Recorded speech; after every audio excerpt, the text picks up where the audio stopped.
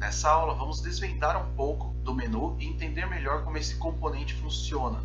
Ele é um componente bem simples. O menu serve basicamente como uma gaveta para os itens que servem para ativar as rotas. Quando se clica em um item do menu, ele deve navegar para uma rota específica, carregar um componente específico como uma página. Como daqui para frente vamos começar a ver mais opções de customização dos componentes, atributos que alteram a forma de comportamento, sinta-se livre para alterar e deixar da forma que você achar melhor. Apenas lembre-se de usar as propriedades e atributos de forma correta para que a aplicação não quebre, mas de resto, faça da forma que você achar melhor. Vamos para os atributos do menu então. Primeiro eu vou fechar esse AppRouting Module aqui, que a gente não precisa. A gente pode aqui excluir esse Content ID, não precisamos dele aqui. E agora no nosso menu, o primeiro atributo que vamos ver aqui é o Content ID, que é basicamente igual ao Content ID do Split Pane. É o ID do conteúdo que o menu tem uma relação.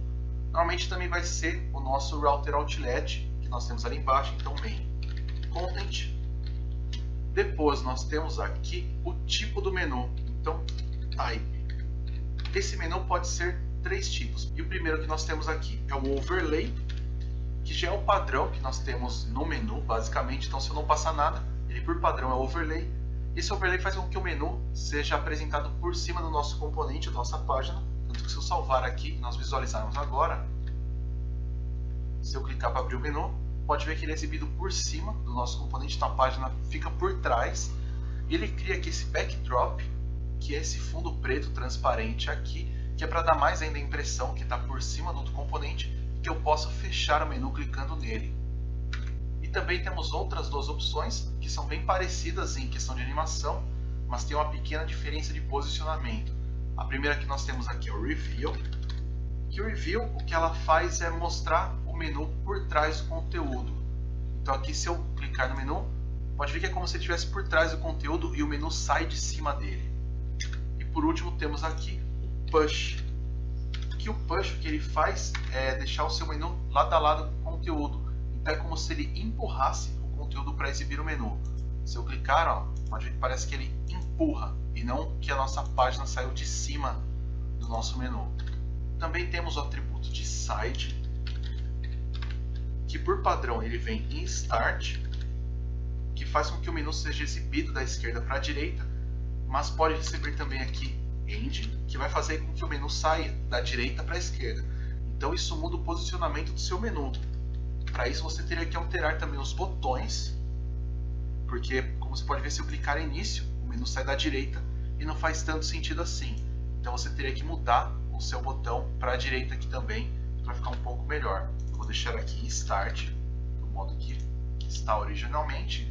E também por último temos o atributo Swipe Gesture, que ele aceita um booleano e diz se está habilitado para puxar o menu para exibir. Por padrão ele vem como True, então por padrão já é isso, se você não deixar nada, ele vem assim.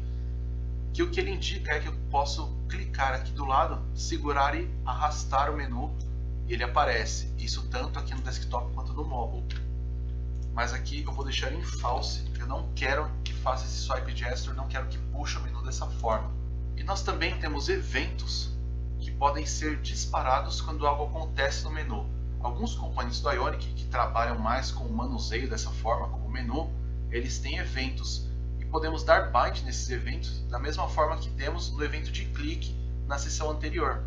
No menu eu vou mostrar os eventos e como eles funcionam, mas em alguns componentes que também têm esses eventos nós não vamos utilizá-los, porém eu vou informar para você quando tem eventos em algum outro componente, para você poder pelo menos anotar ou criar algum método seu para exibição, alguma coisa do tipo. E nós vamos criar métodos bem simples que vão ser executados com cada evento do menu, quando eles acontecerem, e só vamos dar console log. Então quais são esses eventos? Depois eu vou explicar melhor como são esses eventos, mas por enquanto só vamos criar eles aqui. O primeiro que eu tenho é o ion de close, que é maiúsculo, que aqui eu vou executar um método chamado de close. Depois nós temos aqui o ion did open, que vamos executar o método de open aqui. Depois temos o ion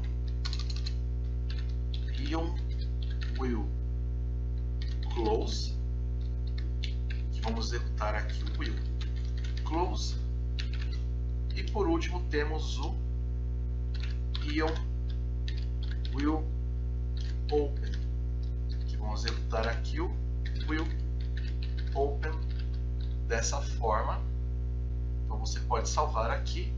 Agora o nosso app component aqui, nosso componente mesmo, nós vamos criar os métodos para dar o console log.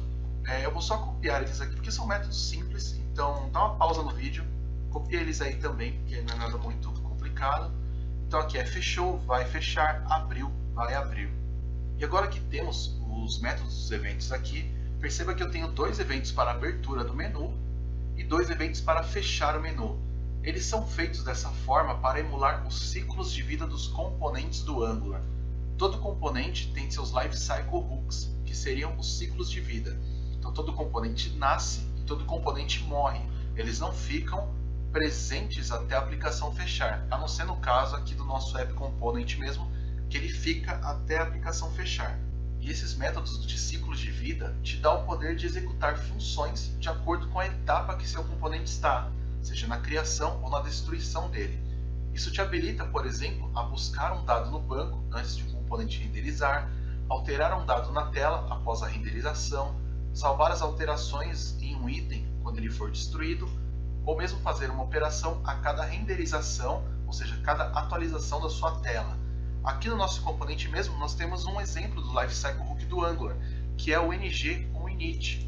E esse ciclo de vida é executado após a construção do componente, mas ainda antes de terminar a renderização. Então, pela ordem que nós temos esse componente, o constructor é executado primeiro, são injetadas as dependências, e quando ele termina de executar, aí o ng ou init é executado e faz o que precisa fazer aqui. E o que esse lifecycle hook faz basicamente aqui ele vai pintar para a gente esse nosso início, esse nosso item do menu que está no início aqui. Aqui deu erro porque eu ainda não salvei o arquivo lá, mas tudo bem. Então o que ele faz aqui, você pode apagar esse folder, porque nós não precisamos dele aqui, acabou ficando. E agora para os eventos do nosso menu, então pode salvar esse arquivo. Vamos voltar aqui na nossa página. Pode ver que eu estou aqui no console já, eu vou limpar o console. E se eu clicar para abrir aqui, pode perceber que ele dispara o vai abrir primeiro e um tempo depois ele dispara o abriu. Ou seja, o Ionic pega o evento que esse menu foi acionado, percebe que você deu um bind e quer executar alguma coisa e fala para o Angular, olha, vamos abrir o menu, resolve isso daqui para mim antes. Depois de resolvido, ele abre o menu e faz todos os processos internos do Ionic que ele precisa fazer. E quando finaliza, finalmente esse menu abriu, terminou a animação e tudo mais, aí que ele dispara um método que diz que o nosso menu abriu. O mesmo vai acontecer no console quando eu tentar fechar. Então se eu clicar aqui para fechar, pode ver que vai fechar, fechou, ele tem essa espera aí. Agora pode voltar para o código. Então esses são os lifecycle hooks do nosso componente de menu.